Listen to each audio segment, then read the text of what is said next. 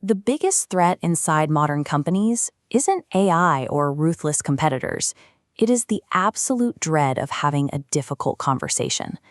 We have built corporate cultures around what researchers call armored leadership. It is the belief that managers must project absolute certainty, hide every misstep, and treat emotional detachment as a virtue. When everyone wears that armor, the environment becomes a vacuum. Trust disappears, backbiting becomes default, and employees are left grinding through severe, isolating burnout. Dr. Brené Brown has spent over 2 decades studying this exact dynamic. After analyzing thousands of organizations, her data points to a stark reality. Corner offices and executive titles do not automatically forge leaders. True leadership is derived entirely from courage.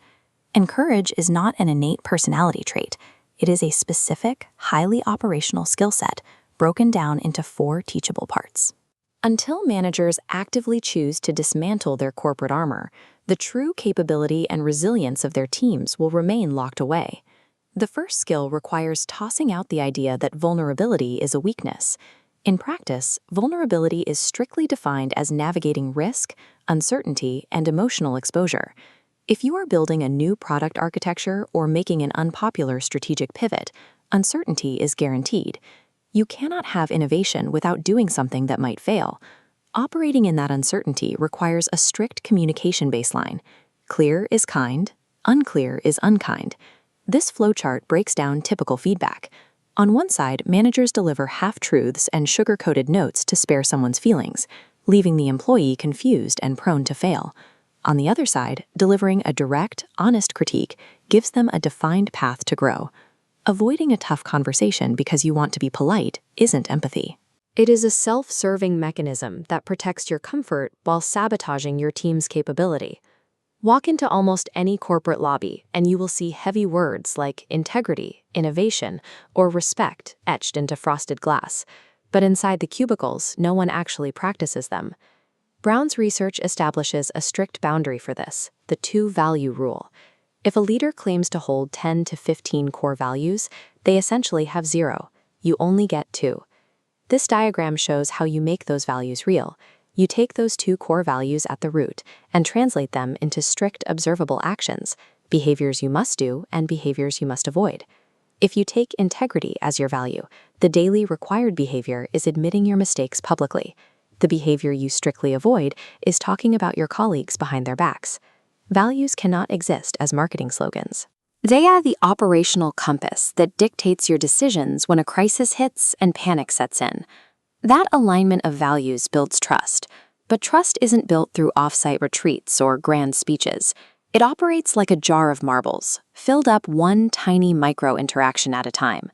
You earn a marble when you publicly credit a junior team member for an idea during a client meeting. You lose 10 marbles the moment you fail to deliver on a promise. To measure this, we use the Braving Index. This dashboard breaks trust down into 7 specific diagnostic checkpoints, so you can pinpoint exactly where a team is fracturing. Notice the V, which stands for vault, the strict discipline of keeping confidentiality. Next to it is R for reliability, the habit of doing what you said you would do. Trust isn't a vague emotion you hope to achieve.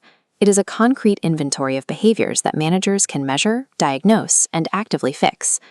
Even with deep trust, teams will fail.